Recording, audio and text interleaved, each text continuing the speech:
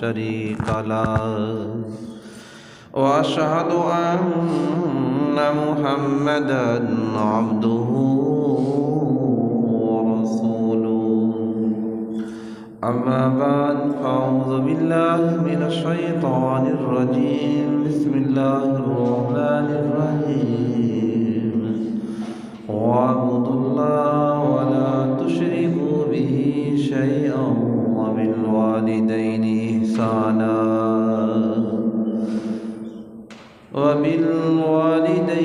إحسانا وبذي القربى واليتامى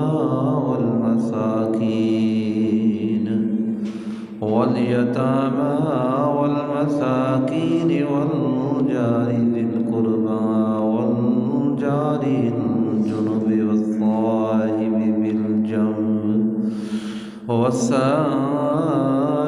بالجنب وابن السبيل وما ملكت أيمانكم إن الله لا يحب من كان مختالا فخورا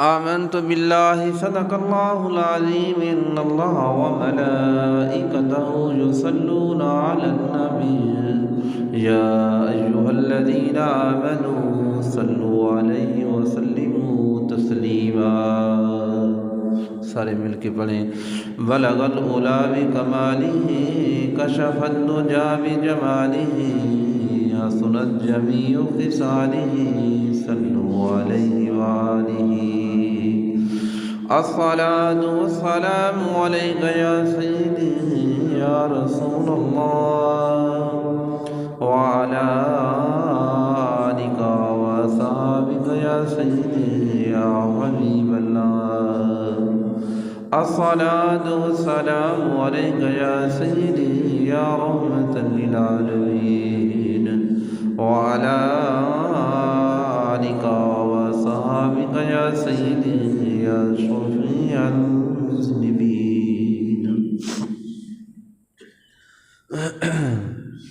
میرے نہایت ہی واجب الاحترام دوستو بزرگوں نوجوان ساتھیوں،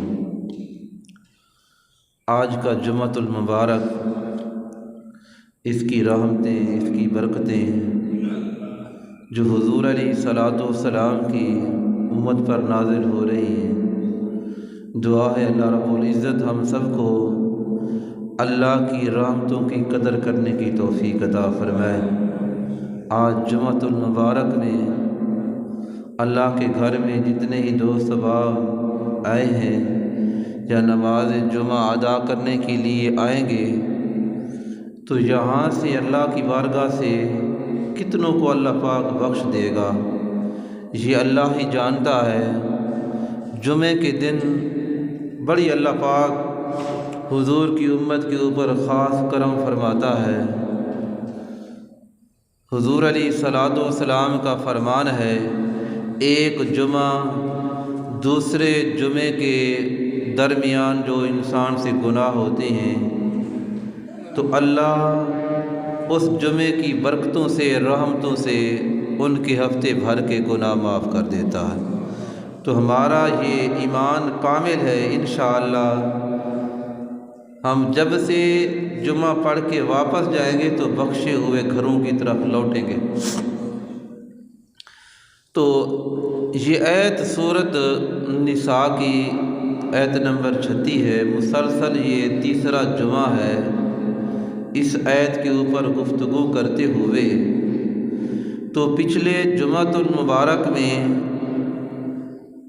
اس بات کا ذکر ہوا تھا وَبِذِي الْقُرْبَىٰ وَالْيَتَامَىٰ وَالْمَسَاکِینِ، جو قریبی رشتہ دار ہیں اور جو یتیم ہیں، مسکین ہیں۔ مسکین اسے کہا جاتا ہے جس کے پاس ایک ٹائم کے کھانے کا بھی اس کے پاس کچھ نہ ہو۔ ایک ہوتا ہے فقیر، ایک ہوتا ہے مسکین۔ فقیر کے پاس کچھ ہوتا ہے، مسکین کے پاس کچھ نہیں ہوتا، وہ خالی ہاتھ ہوتا ہے۔ تو اللہ پاک نے یہ جو حقوق العباد ہیں ہمارے اوپر، میں اللہ کی بارگاہ میں دعا بھی کرتا ہوں، اور آپ نے یہ کوشش کرنی ہے کہ جو ایک دوسرے کے ہمارے اوپر حقوق ہیں ان کو صحیح طریقے کے ساتھ ادا کرنے کی اللہ توفیق عطا فرمائے۔ قیامت کے دن اللہ رب العزت نے حضور علیہ الصلوۃ والسلام نے فرمایا جو رب کے حق ہیں، اگر رب چاہے گا تو اگر رب کے حقوق میں سے کوئی کوتاہی ہوئی ہے، رب چاہے گا تو معاف کر دے گا۔ جو بندوں کے ایک دوسرے کے اوپر حق ہیں، جب تک وہ معاف نہیں کریں گے تو اللہ بھی معاف نہیں فرمائے گا۔ یہ اتنا بڑا سخت ذمہ داری اور جس کی ہم قدر نہیں کرتے، خیال نہیں کرتے، کوئی بات نہیں۔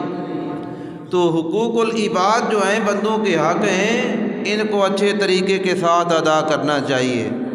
تو اسی لیے حضور علیہ الصلوۃ والسلام نے فرمایا کہ پھر جس وقت تم دنیا سے رخصت ہوتے ہو، اللہ کی مخلوق تمہیں کہہ دے یہ اچھا تھا، اللہ تمہارے کہنے سے اسے اچھا بنا دیتا ہے۔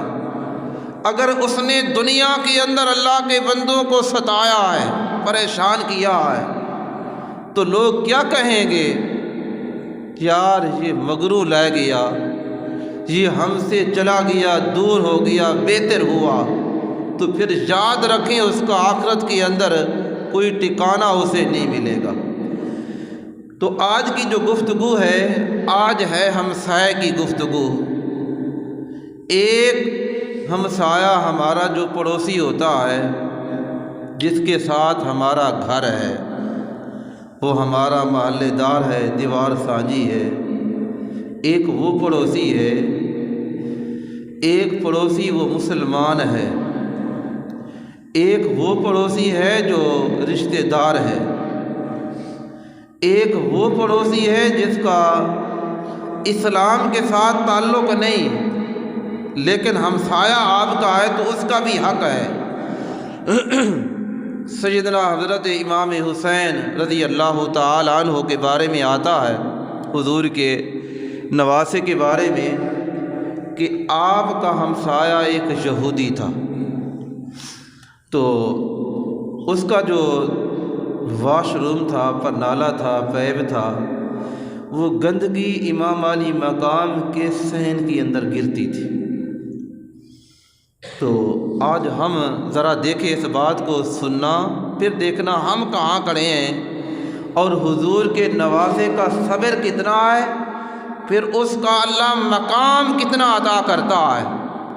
تو فرمایا اس کی جو گندگی ہے یہودی کی آپ کے گھر کے اندر، صحن کے اندر گرتی ہے، آپ نے جا کے دروازہ نہیں کھٹکایا کہ یار اسے ٹھیک کر، یہ کیا تو نے ہمیں تنگ کر رکھا ہے؟ بس اسی چیز پہ کہ میرے نانا مصطفیٰ نے کہا ہے کہ جو پڑوسی ہے اسے تنگ نہیں کرنا، پڑوسی کو پریشان نہیں کرنا۔ اسے پتہ نہیں معلوم ہے یا نہیں ہے، اب وہ گندگی آپ کے گھر میں آتی ہے، آپ اٹھا کے باہر اسے پھینک دیتے ہیں، تو اس سے بتانے تک اس کے دروازے پر نہیں گئے۔ ایک دن اس یہودی کی بیوی آپ کے گھر میں آتی ہے، امام حسین کے گھر میں آتی ہے، تو وہاں سے جو ان کے گھر کا وہ پرنالہ ہے، گندگی ہے، وہ آپ کے صحن کے اندر گر رہی ہے۔ تو سیدنا حضرت امام حسین کی زوجہ محترمہ سے کہنے لگی کہ آپ ہمارے ہمسائے ہیں، آپ نے ہمیں آگاہ ہی نہیں کیا۔ فرمایا میرے خامد کا حکم تھا شکایت نہیں کرنی۔ تو جس وقت اس عورت نے جا کے اس یہودی کو بتایا کہ ذرا یہ دیکھیں کہ ہمارے ہمسائے، اور ان کو اللہ نے اتنا حوصلہ، ہمت، جرت عطا کی ہے، صبر کیا ہے، اور ان کے سین کے اندر ہمارے گھر کی گندگی ان کے سین کے اندر گرتی ہے، بتانے تک کے لیے وہ تیار نہیں۔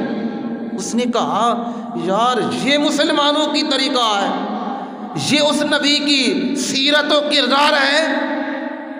اسی وقت ہے وہ یہودی آتا ہے، اس کی بیوی آتی ہے، آ کے امام علی مقام رضی اللہ تعالی عنہ کے ملاقات کرتے ہیں، حضور آپ مجھے بتا دیتے۔ فرمایا نہیں، تم ہمارے ہمسائے ہو، تو میں اگر آپ کو جا کے بتاتا تم شرمندہ ہوتے، تو پھر فائدہ کیا ہوا؟ وہ یہودی غیر مسلم تھا، امام علی مقام کا صبر حوصلہ دے کر اس نے کہا یار اسلام اتنا اچھا ہے، اسلام اتنی ہمسائے کی قدر کرتا ہے، اپنے پڑوسی کو اتنے حق دیتا ہے، پھر میں اس دین کو چھوڑتا ہوں اور دین اسلام کے اندر داخل ہوتا ہوں۔ فرمایا امام حسین مجھے کلمہ پڑھا اور اس نانہ مصطفیٰ کے دین کے اندر مجھے داخلہ دلوا۔ تو یہ ہمسائے کے حق ہیں۔ آج ہمسائے سے پریشان ہے، چاہے وہ بھائی ہیں، چاہے وہ رشتہ دار ہیں، چاہے مسلمان ہمسایہ ہے۔ تو حضور علیہ الصلوۃ والسلام نے مسلمان کے ہمسائے کے 3 حق بیان کیے ہیں۔ فرمایا ایک حق اگر وہ ہمسایہ ہے، تمہارا رشتہ دار ہے، تو رشتہ داری کا حق ایک ہے۔ فرمایا پھر ہمسایہ ہے، مسلمان ہے، اس کا دوسرا حق ہے۔ فرمایا پھر ہمسایہ ہے، مسلمان بھی ہے لیکن رشتہ دار نہیں۔ فرمایا اس کے اللہ نے آپ کو 2 حق ادا کیے، ایک مسلمان کا حق، ایک ہمسائے کا حق۔ فرمایا چوتھا حق کیا ہے؟ اگر وہ رشتہ دار بھی نہیں، مسلمان بھی نہیں، فرمایا پڑوسی ہے، غیر مسلم ہے، تو ہمارا دین اسے بھی حق دیتا ہے۔ تو پھر بتائیں کہ یہ دین اسلام امن کا دست دیتا یا نہیں دیتا؟ ایک دوسرے کے حقوق کی پاسداری کرتا یا نہیں کرتا؟ وہ تو غیر مسلم کو بھی حق دے رہا ہے۔ تو اس لیے حضور علیہ الصلوۃ والسلام نے فرمایا، آپ کے حضور کے صحابہ فرماتے ہیں کہ جس وقت حضور علیہ الصلوۃ والسلام نے پڑوسی کی حق بیان کرنے شروع کیے تو ہمارے دل یہاں تک سمجھنے لگے کہ یہ پڑوسی کہیں مال وراثت کے اندر اسے حق نہ مل جائے۔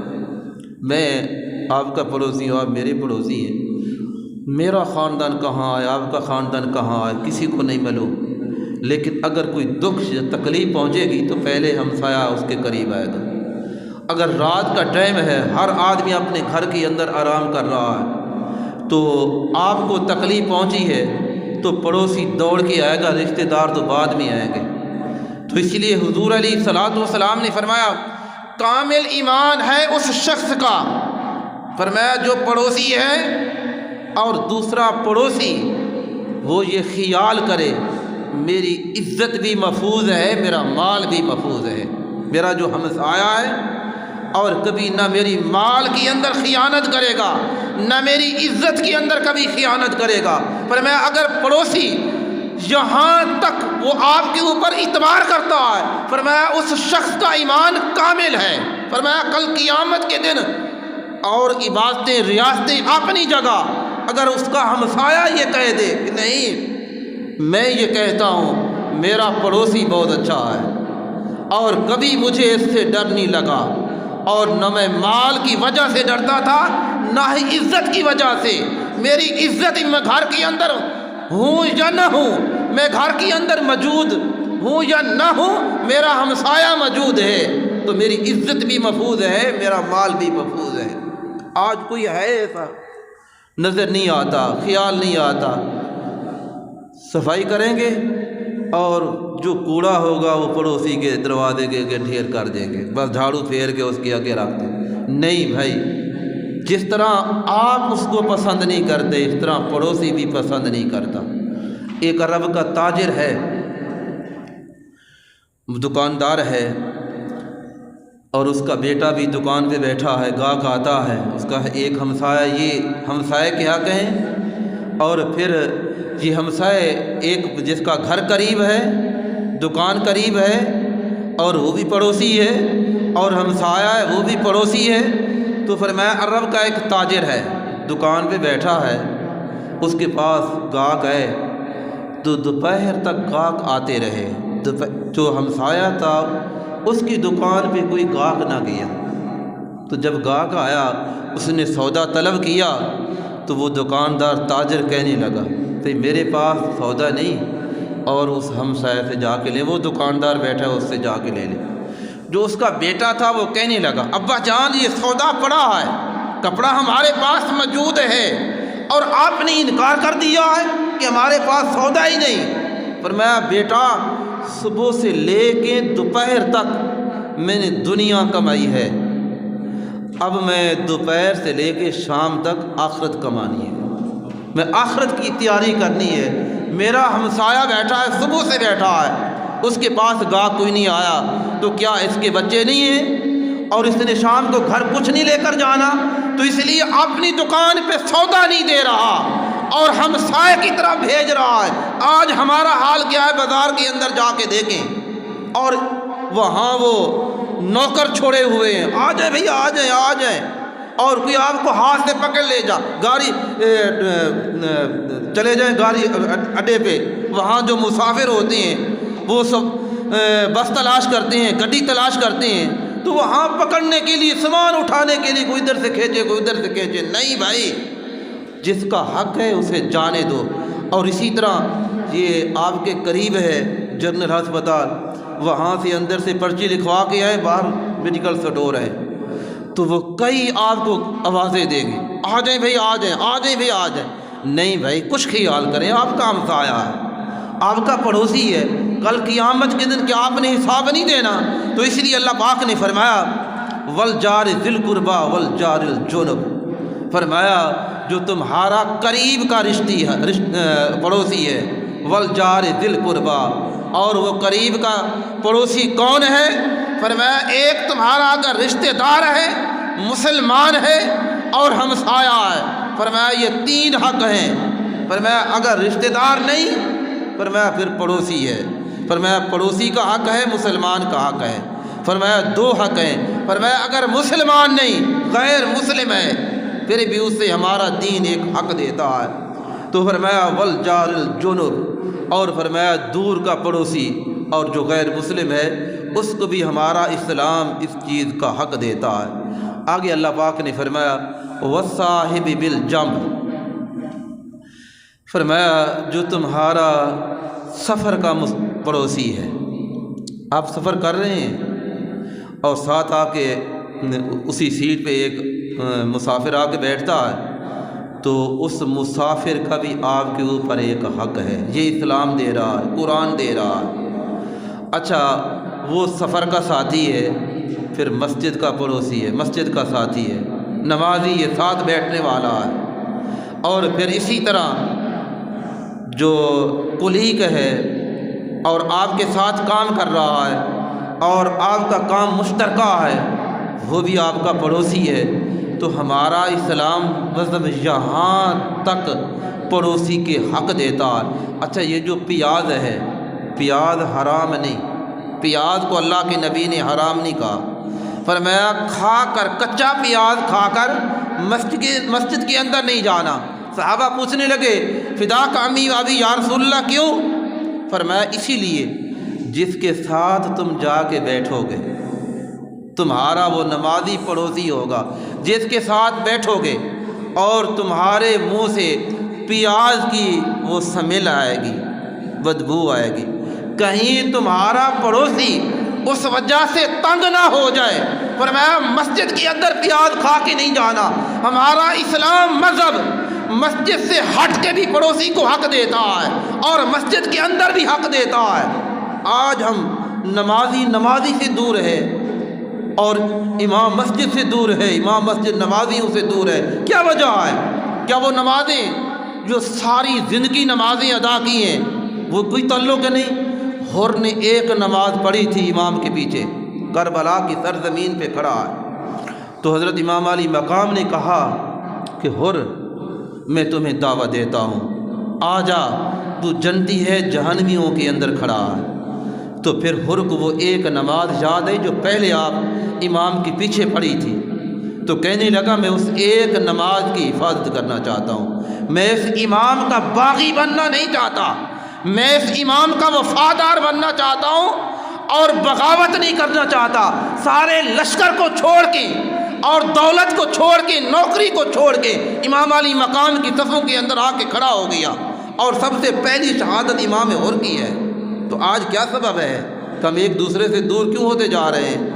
حقیقت میں بات یہ ہے کہ ہم قرآن سے دور ہوتے جا رہے ہیں، حضور کے فرمان سے دور ہوتے چلے جا رہے ہیں۔ تو حضور علیہ الصلوۃ والسلام نے فرمایا، میں کل زور کی نماز پڑھی، زور کی نماز پڑھنے کے بعد غالباً کہ میرا یہ بیٹا تو نہیں تھا، وہ چھوٹا اور ذی شان جو اذان پڑھتا ہے، ہم بیت سے نکلے تو ایک آدمی ملے، میں نے کہا السلام علیکم، میں نے اس بچے سے کہا میں نے 90 نیکیاں لے لی۔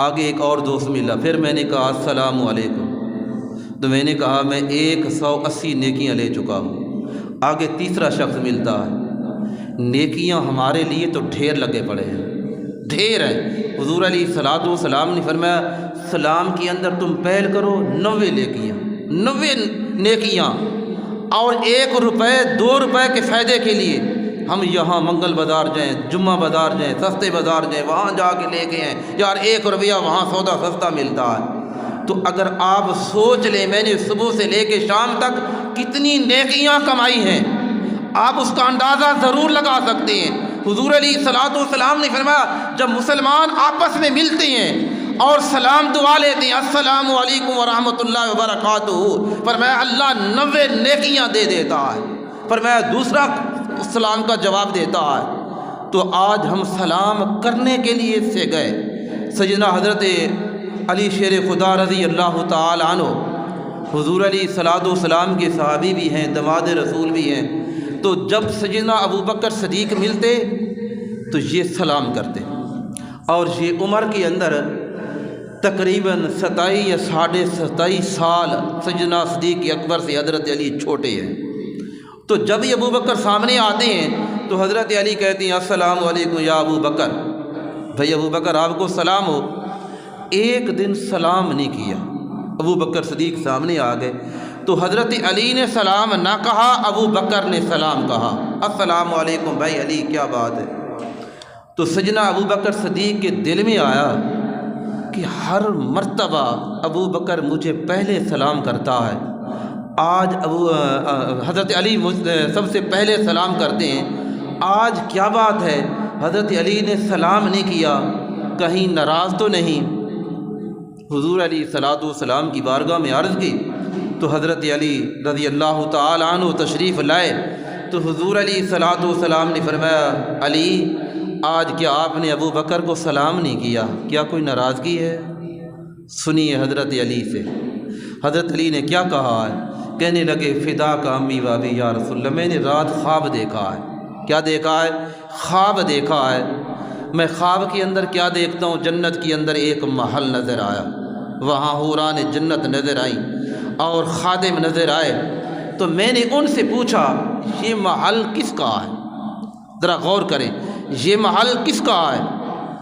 تو جواب آیا کہ جو سلام میں پہل کرتا ہے، جو سلام میں پہل کرتا ہے، فرمایا یہ محل اسی کا ہے۔ تو آج میں خاموشی کے ساتھ ابو بکر کے سامنے آیا اور میں نے اس بات کی تصدیق کرنا تھی، اور آج میں یہ چاہتا تھا کہ ابو بکر سلام کے اندر پہل کریں تاکہ اس محل کے مستحق بن جائے۔ تو حضور علیہ الصلوۃ والسلام نے فرمایا علی جو بات تو کہتا ہے یہ حق اور سچ ہے، اور جو سلام کے اندر پہل کرتا ہے، آج ہم کہتے ہیں نہیں یار میری تو عزت، اگر میں نے سلام میں پہل کی، میں مالدار ہوں، چودھری ہوں، میرے پاس مال ہے، اور یہ ایک مزدور شخص ہے اس کے سامنے میں پہل کر دوں، میری عزت نہیں رہے گی۔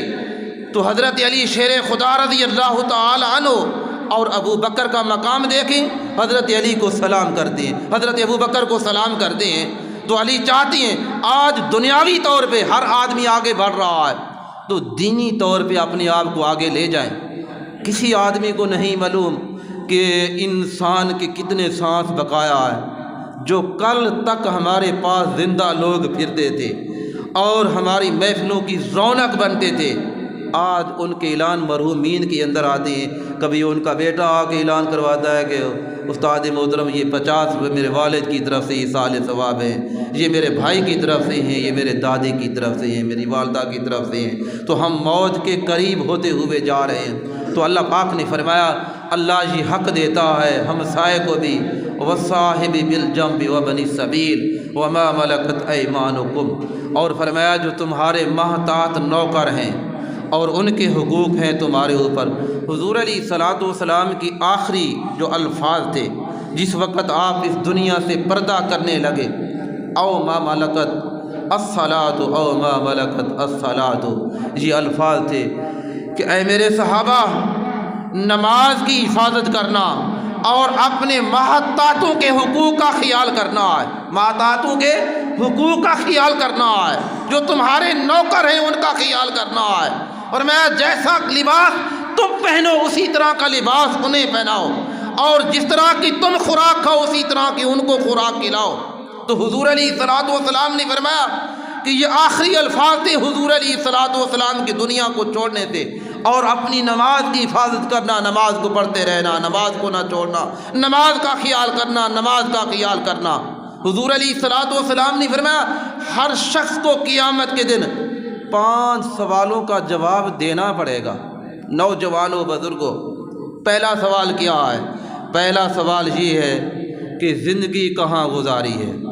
جو زندگی اللہ نے تمہیں دی ہے اس زندگی کو کیسے گزار کیا ہے؟ چاہے سفید داڑھی آ جائے، سفید بال آ جائے، تو سب کو جواب دینا ہے۔ اور جوانی کہاں گزاری ہے؟ بڑھاپے کے اندر تو گوڑے کھڑکتے ہیں اور پھر یہ جوڑ بھی ساتھ نہیں دیتے، طاقت ختم ہو جاتی ہے، اور پھر مسجد کے اندر وہ بھی چند لوگ، باقی اکثر بابے گھروں کے اندر پڑے ہیں۔ تو فرمایا یہ پہلا سوال کہ عمر کتنی کہاں گزاری ہے، اور جوانی اگر جوان آدمی، حضور علیہ الصلوۃ والسلام نے فرمایا کہ مسلمانوں کے قبرستان سے گزر جائے، جو نوجوان جس نے توبہ کی ہے، فرمایا اس کے گزرنے کا ان کو فائدہ کتنا ہے؟ 40 دن تک اس قبرستان کے اندر مردوں کو عذاب نہیں ہوتا۔ میرے بھائیوں 40 دن تک آپ گزر گئے، توبہ کی ہے میں نے گناہ نہیں کرنے، تو آپ کے گزرنے کا فائدہ انہیں کتنا پہنچا؟ 40 دن تک ان کے اوپر اللہ عذاب اٹھا لیتا ہے۔ پھر جو جوان ہوتا ہے اللہ کی بارگاہ میں جھکتا ہے، اللہ خوش ہوتا ہے کہ یہ نوجوان، اسے اللہ نے طاقتیں بھی دی ہیں اور اسے صلاحیت بھی دی ہے، یہ کسی اور غلط کاموں کے اندر خرچ نہیں کر رہا، اللہ کی یاد کے اندر گزار رہا ہے، اپنی جبین کو رب کی بارگاہ میں جھکا رہا ہے۔ تو فرمایا وہ نوجوان، اور پھر فرمایا اللہ پاک تیسرا سوال پوچھے گا کہ یہ دولت کہاں سے اور کیسے کمائی ہے؟ کوئی چوری تو نہیں کی، کوئی ڈاکہ تو نہیں ڈالا، یہ کل پرسوں کی بات ہے، رات کی بات ہے، پرسوں کی بات ہے۔ روزانہ اب معمول بن چکا ہے ہماری مسجد کا، نماز پڑھنے کے لیے آتے ہیں 2-3 آدمیوں کے جوتے غائب ہوتے ہیں۔ یار ذرا خوف کریں، کون ہے؟ کیا وہ باہر سے دوسرے ملک سے آج کوئی پہننا پسند کرتا ہے؟ پرسوں 3 جوتے، رات 1 جوتا